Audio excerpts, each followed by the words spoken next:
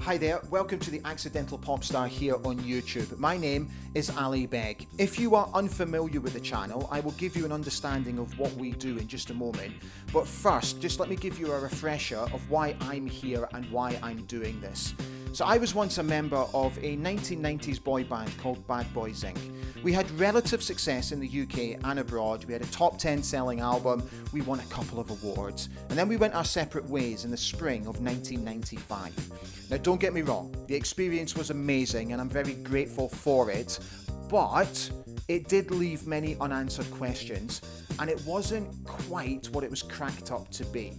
So the idea behind this channel is to speak to pop stars, both past and present, about their own experiences in the industry and see if we can find common ground and exchange our own stories. For this episode, which is the first of two parts, I was delighted to have caught up with Andrez Harriott from 1990s R&B boy band Damage. Damage were hugely successful. They had a number of hits in the UK and abroad as well. For this episode, Andrez and I spoke about his youth, the boys coming together, and how they found a record deal, which was quite an untraditional way of doing things, which was common for boy bands back in the day. So I really hope you enjoy this episode of The Accidental Pop Star. Welcome, Andrez Harriott. Hi Andrez, it's lovely to see you. Thank you so much for jumping on. How are you keeping? Very well. Glad to be here. Thanks for having me. Delighted you're here, mate. Thank you so much. Let's jump straight in. Let's go right back to your childhood. Did you always have ambitions of being a performer when you were a kid? Great question. Yeah, I think the first inclination that really came to me would have been experiences of Michael Jackson, really. I think Michael Jackson's Bad album.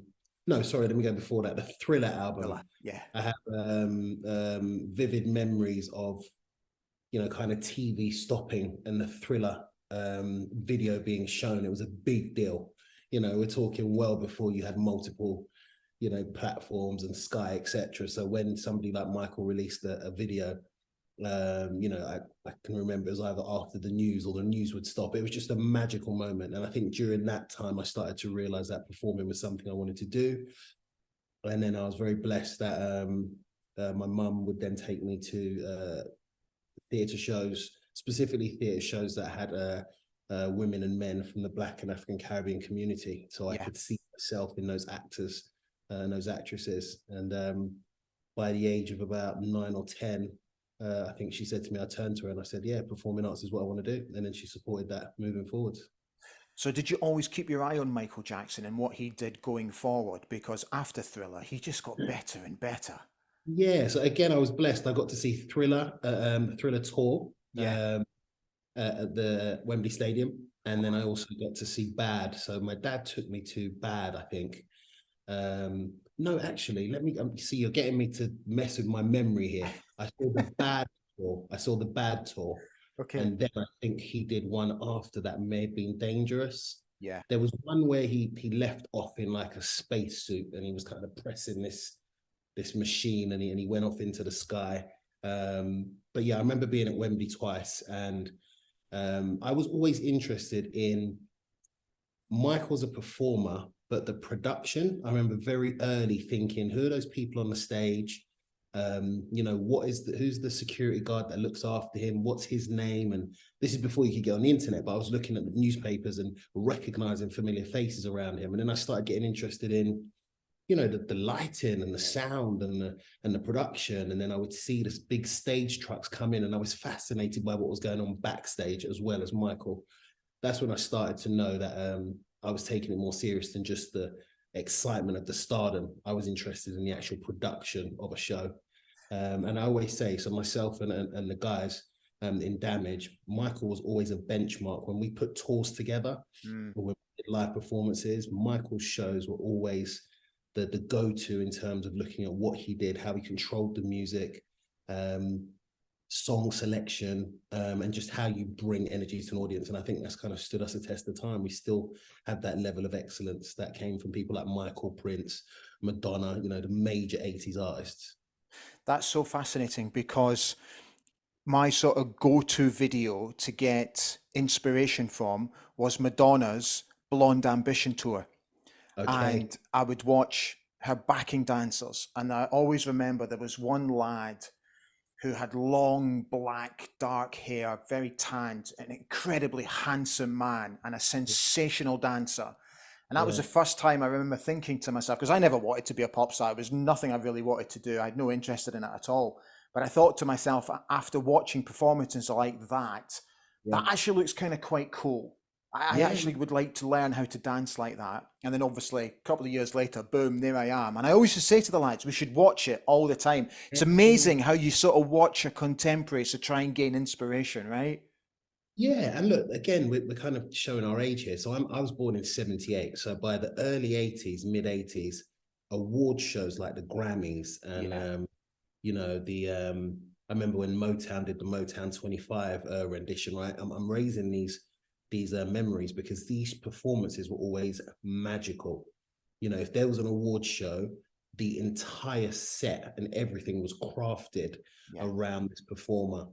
And you know, we still have that to this day, but in the 80s, you didn't have so many things going on. So you really honed in on what you were seeing. And for me, I really took a lot of inspiration from the levels of excellence that were kind of being projected through the screen. I mean, you still see that in you know, at the moment, you know, Beyonce's in the United Kingdom, and Mm, she will always reference people like Tina Turner. And it's always mm, important to go back and see what the not just what the legends did, but how they executed a show. It's not just about singing, getting up and doing some songs. It's about what does the show look like? And I mean literally from the minute the first note plays right to the end, what experience are you providing? So yeah, that's kind of like the base. My dog's in the back. That's kind of the base of how we kind of how I came into music and performing arts.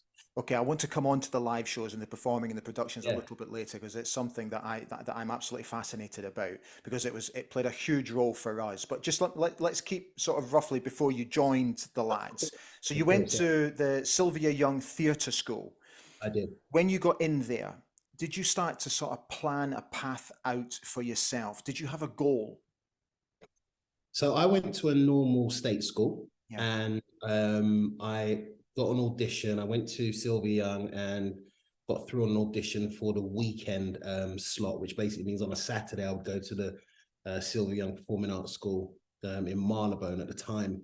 And just by going there, performing on Saturdays, and you know, I was probably about 10 or 11, and I would travel from Southeast London all the way into Marylebone on my own on the train, Okay. and then travel back. At that age, it was safer to do that. Yeah. But I remember my peers, you know, at Sylvia Young, they were doing musicals in the West End. Some of them were in EastEnders. Some of them were, you know, doing films. So I didn't necessarily have a plan, but I could see what my peers were doing. And I could see, one, you could earn money from it, but also people who were in my Saturday class were on TV Monday to Friday. So it became quite normal for us. I think one of my first roles would have been in Carmen Jones, at the Old Vic. I think Gary Wilmot was playing it. It was yeah, Gary Wilmot, and her name evades me. And please don't kill me if you see this, but she's a phenomenal actress, and that was my first experience of being in musicals or being in on the you know, the West End type stage. It was at the Old Vic in Waterloo, but it was that type of stage, a prestigious venue. Yeah. Uh, and at that point, I really got to see what it was like to rehearse, to be diligent in terms of your timing coming on and off stage, what went on backstage in terms of quick changes, chaperones. You know, we were children, so we had chaperones. You know, we had to get authorization from the local authority to release us from school to do certain things like that. And that's when I really started again to see the business. I moved quickly from that into Porgy and Bess at the Royal Opera House. I secured a lead role in that. And I'm jumping some stages because, as you know, not every audition goes your way. So I had quite a few knockbacks. But then I secured some of these key roles. And I was Scipio in Porgy and Bess at the Royal Opera House. That was phenomenal. That was directed by Sir Trevor Nunn. Mm. And just under his tutelage and just being around excellent men and women who are opera singers, people like Willard White. You know, for me as an 11, 12-year-old, that really shaped again my understanding of how excellent you have to be in these spaces. You see, because by the time you met Jade, Jade, Noel, and Raz, yeah. you know, you're already quite experienced, but I think what's most important is that you have an understanding of the mechanics of how it works. Yeah. Am I right in saying that? Yeah, so the history is that I met Jade first Yeah, at the Old Vic. He yeah. and I were children in Carmen Jones. And Jade, Russ, and Noel. I know you probably want to go into the formations of Damage, but it's really important in terms of talking about the five of us and how we came into music. So Mm, Jade, Russ, and Noel went to Barbara Speaks Theatre School. So they were already children, you know, child stars or in the theatre. And again, their peers were in films and theatre, etc. Myself and Jade met on set at Carmen Jones. We struck an incredible relationship and still are brothers to this day, obviously. And he had already started, you know, doing the formations of a group with Russ, Noel, and himself. And it was Jade that said, look, I think you should come and audition for this band. And I literally went and auditioned. I remember the audition took place at Russ's house. And I think, speaking to your point about understanding the mechanics, I think that when I arrived for the audition and how I executed the audition, that would have been shaped by the knockbacks that I got from different auditions, yeah. the roles that I did get, the training that we got at Sylvia Young, you know, and appearing in you know, films. I was in Grange Hill as well, which is incredible as an extra for a long time.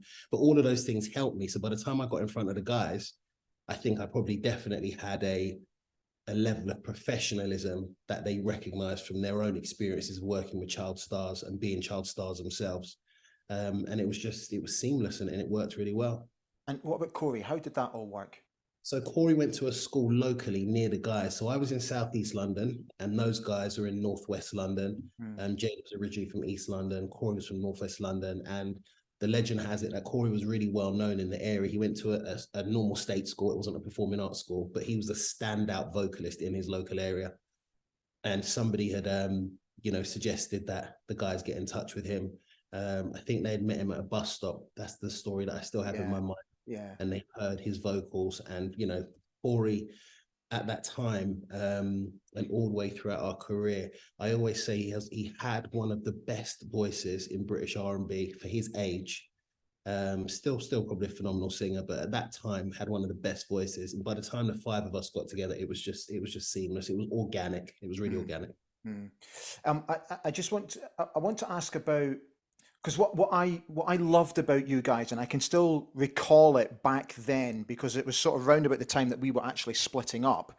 So Mm. I was actually aware of you guys. I knew that there was this band in the background that was starting to make noises. So I was very aware of you. But what was really impressed with is that you didn't do it the traditional boy band way. You guys actually formed first, and then you tried to source a record deal after that. Was that always the plan? You know, our story has to be told one day in film or in a theatre show because it is very unconventional. Yeah, And that is what has led to us in 2023 still being able to put on shows. right. There was no Simon Cowell, right? Yeah. There was no magic person that came and said, right, Damage, I'm going to give you a shot. How it happened is the five of us rehearsed and rehearsed and rehearsed for what felt like a year or two, just literally in our living room. We would sing songs by Jodeci, Boys to Men, Shy. And in the early 90s, you know, that was what we did as guys. That's, you know, we weren't kind of kicking around on the street. We were just literally singing, doing harmonies and doing dance routines, etc. We moved from there and then started doing performances in, at the time they were called all dayers, which is the, you know, parties during the day for teenagers, Mm. where there would be DJs in clubs and a band might perform. And then we started doing showcases. We were very fortunate that our parents were involved in music. You know, I won't divulge too much, but our parents are very well known. Some of our parents are very well known in various parts of London and especially in music. And what that meant was we were then introduced to one of our first managers, a guy called Ray Shell. Now, Ray Shell was and is an extremely well-known performer in the West End. He's an incredible author. He's been in phenomenal films as well. A film that really springs to mind is Ray. So he was in Ray with God, who was the lead in Ray? Jamie Foxx, was it? Foxx, absolutely. Yeah. So our first manager, he still has a phenomenal career in that. And Ray had a close relationship with a guy called Tunji Williams. Now, Tunji Williams was part of Jamiroquai's management team. Oh, no way. When you're talking about an unconventional route, you've got us as kids, and we're hanging around with people who are in their kind of 20 to 25 zone, who are around this successful acid jazz musician, Jamiroquai. And what it means is that we're now starting to take a non-traditional route where we're going into studios and we're really honing our craft. We're not choosing cheesy songs, we're choosing classics, we're doing stuff by the Temptations. And then we're starting very, very slowly to come to the attention of the industry and making noise. We were then spotted at a talent show in Manchester, a talent show that we weren't supposed to be in because it was only for children or people from Manchester, but we just blagged it and went up there. We absolutely tore the house down, and a guy from London, a guy called Stephen Marshall, he was an A&R director at Big Life Records. Yeah. Steve Marshall was under Jazz Summers and Tim Parry. Jazz Summers was famous for Yaz, and he did Broth. And so you're starting to see it's unconventional, but we're starting to get some really key players building around the camp. Now, did we as 5 children know what we were doing? No, we didn't. But we just knew that we had a talent.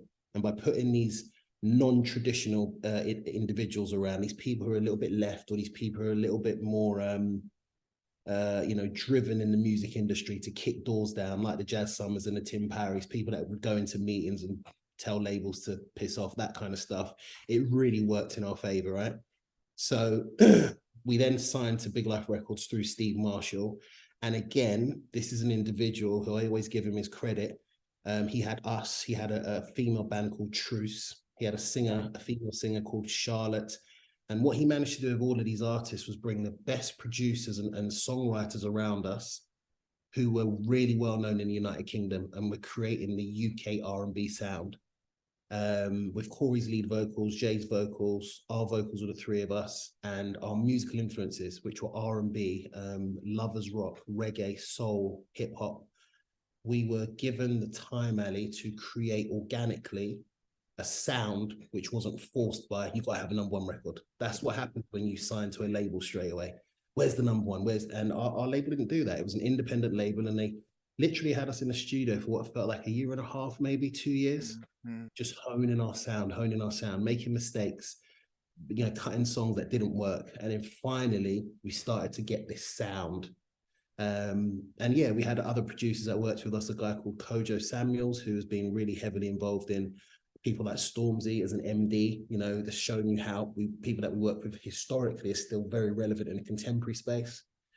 And again, staying on your question, it was unconventional, but we worked with some of the coolest people. And again, I have a memory of getting in a Ferrari Spider, right? So we shoot our first video, and Jamiroquai comes to the video shoot.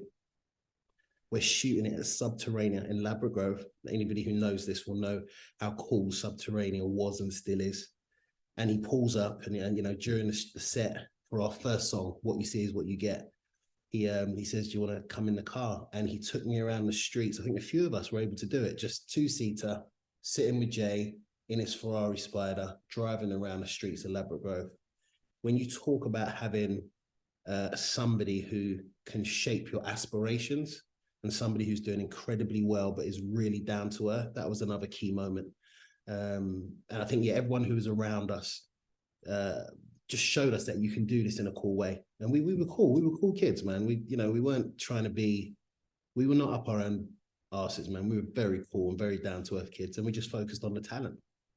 When you first signed, and you've got all this going on around you, and they're sort of planning a roadmap for you, did you completely trust in the process? We trusted in the 5 of us. We trusted in our managers at the time. So Ray Shell and Tunji Williams. As I said, Tunji was connected to Jamiroquai. Jamiroquai was, he had released Emergency on Planet Earth. They were doing things like Glastonbury and big shows. So they knew how to do that stuff, how to bring the right production people in. We trusted in our A&R, Steve Marshall. We trusted in the writers and the producers. And we trusted in the record label, you know, to an extent, because we were not with a major, we were with an independent. So they didn't have money to waste, you know, every penny they spent, it had to be a return. But we trusted in the five of us, we trusted in our talent, and then everything else kind of just spilled off of that. I hope you don't mind me asking, but how were you making a living during this time? So fortunately, we were kids, so we were all still living at home. Okay. You know, Noel, who is a little bit older than us, he was the only one who could sign the contract legally. He was over 18, so he could legally sign. Okay. The rest of us were under 18, so our parents had to countersign the contract for us, our first record deal. Understood. So we didn't have to go out and work. We were still kids at home. But some of us, so myself, Jade, Noel, and Russ, had been in theatre shows and productions. So yeah, we had a little bit of money there, but we had an advance. Our first advance from the record label, you know, was not huge in today's money, but at that time it was great. You know, it enabled us to go out and, you know, spend some money on clothes and do some, buy some mopeds and do all the stuff kids do. But we didn't really need money per se. You know, taxis took us back and forth from the studio. We were still on trains. You know, food was cheaper at that time. It was all. This is what, for me, A&R is. It's about incubating the artist and providing a space where they can truly tap into their creativity without being restricted financially. So, you know, no, we didn't live in mansions. We were at home, but we were good. Everything was okay, and we could just be creative. Okay, so I did a bit of digging, and I've worked it out. So you released a single in the summer of 1995 called "What You See." Now, from the records that I could see online, that charted at number 90. Yes. And then it took you roughly another year before you released another single, which was called Anything. Yes. That didn't quite make the top 40. Yeah. So you sort of alluded on it before. So was it what the in between that two single releases, was this when you were just working in the studio, working on your routines, working on, you know, just developing Damage?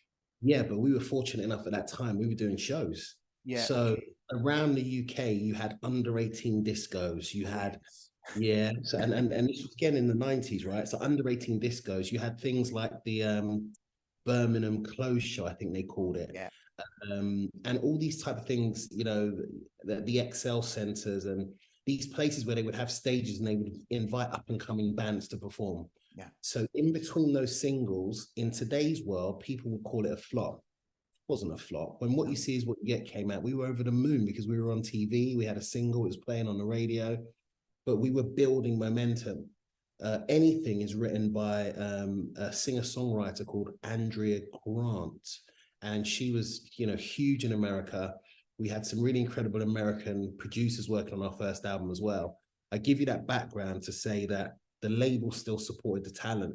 They didn't see What You See Is What You Get as a flop. What they said is, right, what do we do for the next stage?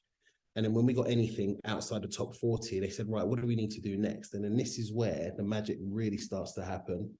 We had known a band and grew up with a band called Rhythm and Blues.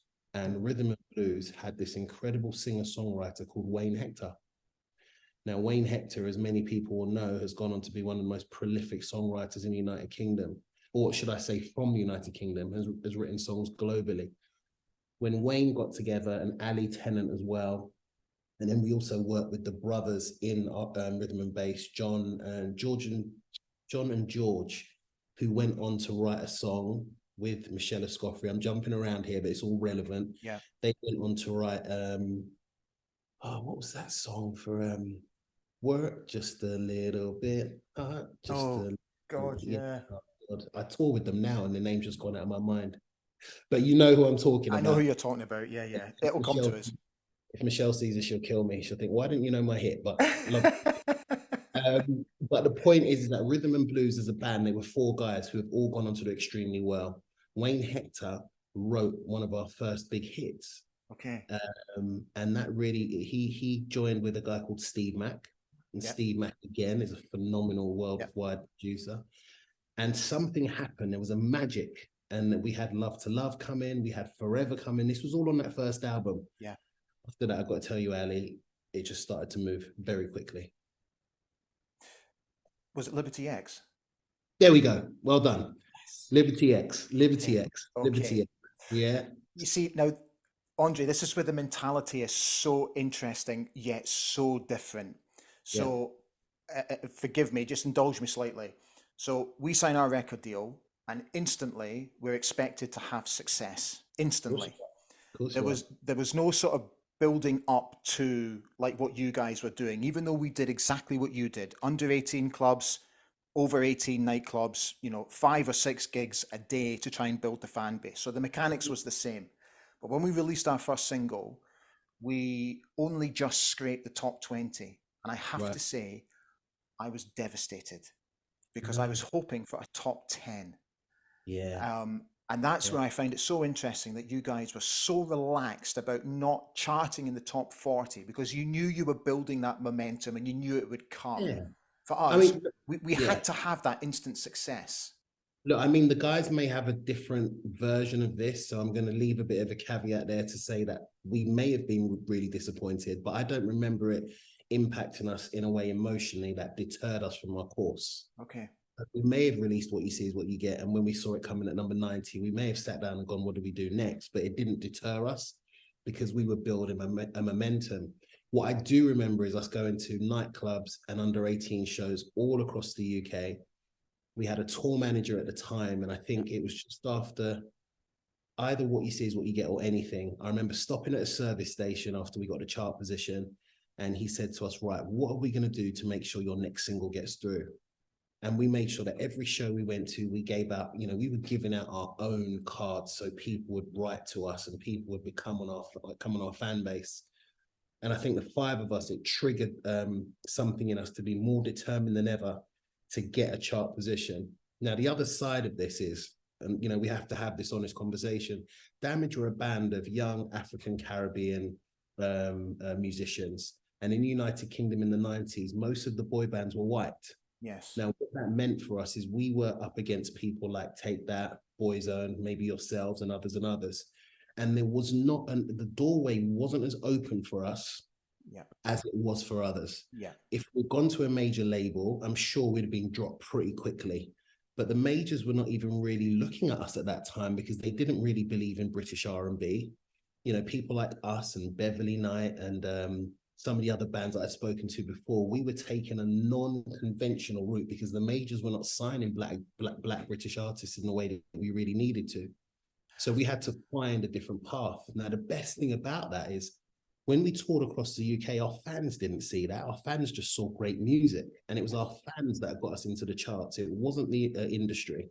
The industry were not behind us. It was our fans that went out and bought the physical copies of our singles and made the radio programmers and other people say to themselves, God, there's a swell happening around these guys.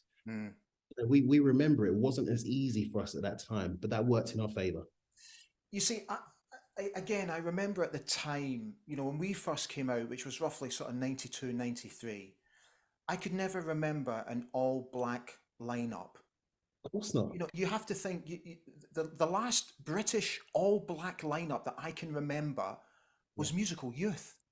Right. So after that, we had the Pasadenas. Yeah, the Pasadenas. Yes. But then it was only from America. You had Boyz II Men, New Audition. Yeah. I was thinking, where are these guys? What is going on? And I remember EYC. Do you remember EYC? Of course. Yeah. And they had a black lad in their lineup, and he was phenomenal. And I could never understand, why is there not an all-black boy band? So when you guys came, it was like, yes, at last. So your mind. The British black male bands and female bands were there. Yeah. There was a whole underground movement. We were supporting the American artists when they came here. So when Boyz II Men came, when Shy came, when Jodeci came, we were their support acts. We were played on the radio stations that spoke specifically to what became termed the urban radio. It wasn't urban radio. It was just music that spoke to R&B and hip hop. We were big in that space and we were growing and getting momentum. But to cross over into that Take That Boyzone space, we had to have a hit single, and that's what To Love did for us. Was it a relief when it became a hit? It was a relief in the sense that we had broken through a door. Yeah. And we were now invited onto TV shows. We were now doing things, I'm not going to go through the names, but, we were doing the TV shows that were relevant to the pop generation. Yeah. And that spoke volumes. It meant that when we started to go and do shows, we started to see masses of fans knowing our names individually and as a group. It meant that on the billing, we'd moved up. And things started to change. You could feel the momentum. And when we put out our first album, when Forever came out as a single, Forever phenomenally well for us. Amazing video. And again, all of this now put us in a special place. Now we were supporting Boyzone, and we went out and tour across Europe with Boyzone.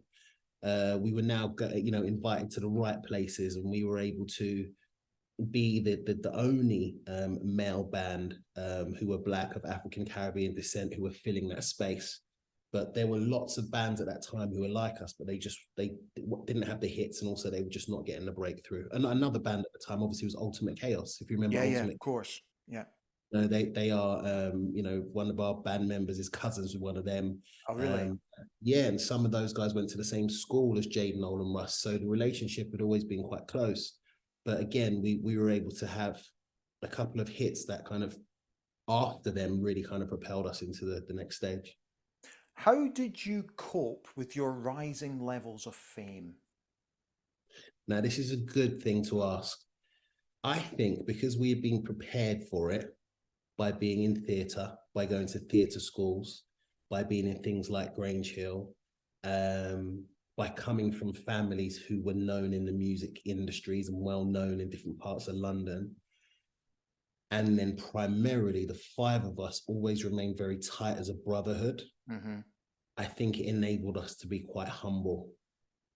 We still had our odd days, we still had our moments where we were, adolescents just having fun and doing crazy stuff, but we would always turn up for a gig. We would always deliver. If there was a TV show at 7 a.m, we'd be there, even if we'd been at partying the night before. Like, just the basic understanding of what it takes to be professional, I think that was drilled into us through performing arts. I really do.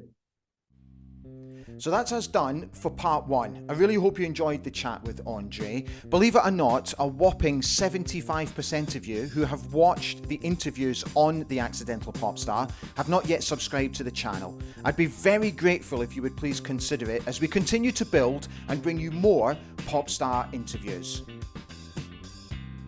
Okay, so that's us done for part one. Part two is coming very soon, so please look out for it. Andre and I continue our chat about fame, about the time that they first split up, and about the role that Andre does now, which, trust me, is very much awe-inspiring. So thanks for watching, and I'll see you for part two very soon. Bye for now.